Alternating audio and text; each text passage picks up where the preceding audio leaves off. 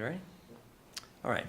Good afternoon. I'm Dennis Jones, Fire Chief, Hillsborough County Fire Rescue, and we wanted to speak about a fire that occurred last evening. Last night's incident fortunately ended very well, but there was a homeowner who rushed back into the home to retrieve some medication and quickly became trapped. And I will just say that our crews put their training and skills to best effort. They were able to make the rescue. They were actually able to find, using a thermal imaging camera, were able to find the resident and bring her out safely. But we want you to know that it's your responsibility to keep yourself safe. We would encourage you to think about your own safety.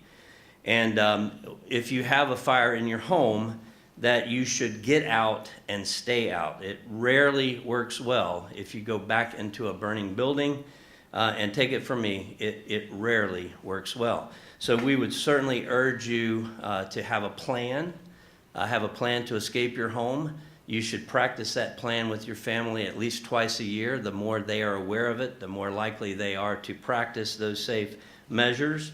One of the things that we know from the fire service, that fires can double every 30 seconds, and you may only have 2 or 3 minutes to get out of the home. And so again, if you can get out of the home, we encourage you to get out quickly, and once outside, stay outside.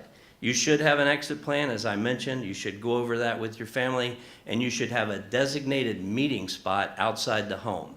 Outside the home, in the front of the home, at the mailbox, or somewhere well away from the home.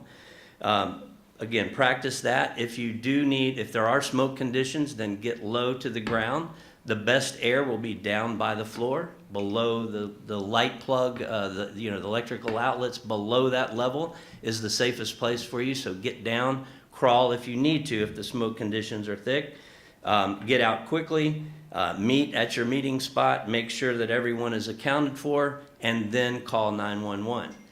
Many times the children will have found their way out, and if you'll go to your designated meeting spot, you'll find that children and others in your family have already made their way outside. So get outside and then call 911 from the safety of the outside of your home. And once you get out, again, stay out. I'd like now to introduce Chief Doherty. He's the Operations Chief for Hillsborough County Fire Rescue and was on the scene last night.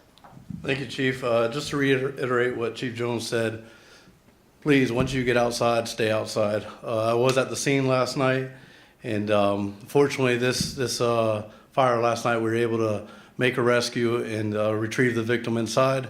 But this victim on scene went back inside to retrieve some goods, and when she did, she became disoriented and lost in the smoke, and then quickly the smoke overcame her.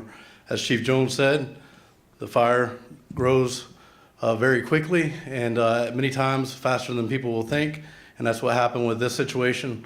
Our crews got on scene and immediately knew they had a victim inside. The great part is they knew what part of the home she was in. They were able to get in with a thermal imager. She was not able to be located without the thermal imager because of the smoke being banked down so far down to the floor. She had collapsed before our crews got there. Our crews were able to our crews were able to get inside and make a rescue and get the homeowner out. At this time, we transported to the hospital in stable condition, and as far as the updates I have as far as the patient goes. But just to kind of reiterate, the smoke conditions, they change very quickly. The heat changes very quickly. So if you get outside, stay outside. Let the first responders, let our firefighters, let our paramedics and EMTs get on scene and direct them to the part of the house where there may be a patient, and we'll do our best to get to them like we did last night. I want to commend our crews for an awesome job they did last night. They got on scene, they did the job they're trained for, and they did it very well. They rescued the patient, and we had a great outcome. Unfortunately, that doesn't happen every time, even though we do our best every time to make that type of outcome come about. If you have any questions about the fire last night, I'll be happy to answer them if I can. Other than that, please adhere to the message. If you get outside, please stay outside. Let the first responders, let the firefighters get inside and attempt to make any rescues, not only of victims, but pets, your property and what have you. We'll do everything we can to salvage that property and give you whatever memory keepsakes you have. So that's all I have.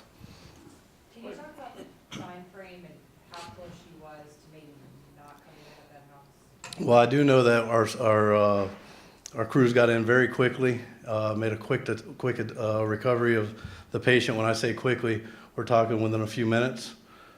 She collapsed before they got, as they were inside, they were able to see through the thermal imager.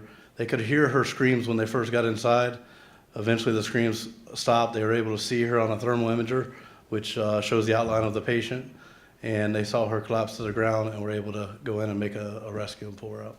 I know you said that it's up to your own person to make sure that you're safe, but what responsibility do you think that neighbors or other bystanders have to make sure that other people don't go inside that house? Well, collectively as a community, we got to educate ourselves and understand the importance of having meeting places, get with your families to come out, have that plan set so you come outside, meet in a certain location, talk to your neighbors. And witnesses are very important to help us understand who's there, who may not be there, and if we have trapped victims inside. So it is a community effort for sure. How dangerous, you talk about two things here. First, those firefighters, how many went into the home, and when they went through the front door, right? Yes, sir. When they went in there, what did they see? I understand that there was, ceiling was, or the roof was compromised, and then secondly, never mind, I forgot the second part, but just that, can you talk about that? So our firefighters went inside. We had a crew and engine 11 out of Brandon. Engine 27 also was on scene, and the crews hooked up, went inside, made entry to the front door. Smoke was banked down to the floor. And when I say smoke, thick black smoke where you cannot see your hand in front of your face. They made entry. They knew generally the location of where the victim may be. They were able to hear her screams, and then were able to locate her with a thermal imager. At that time, the fire had already what they call vented the house, so we already had roof collapse. So we had an active fire going in the attic that had already structurally damaged the house, where we had the roof collapse. Firefighters put themselves in harm's way, just as they do every day to protect the community. This time they made a valiant effort and came up with a fortunate save. At what point does it get bad enough that you go, I'm sorry guys, we just can't let you get in there right now? That becomes a challenge for every fire scene. A lot of it depends on the structural integrity. If we can get inside of the collapse, a lot of it depends on how much fire, the whole building's engulfed or not. It also depends on the heat. So we're able to get inside when we have an active fire, but if there's too much fire, the suits we wear, the bunker gear we have, the air packs we have that help us breathe, they only tolerate so much heat. So we have to obviously stay low to the ground too. If we're 200 degrees or below, we can get inside, stay low, and make that a save or whatever we need to do. But the more fire, the less likely of survival, and kind of a case-by-case basis. And if I could say on this particular call, because the lady was still calling out, we knew that she was breathing. She was, if she was able to be inside without any protection, we're going to make an effort to make that rescue.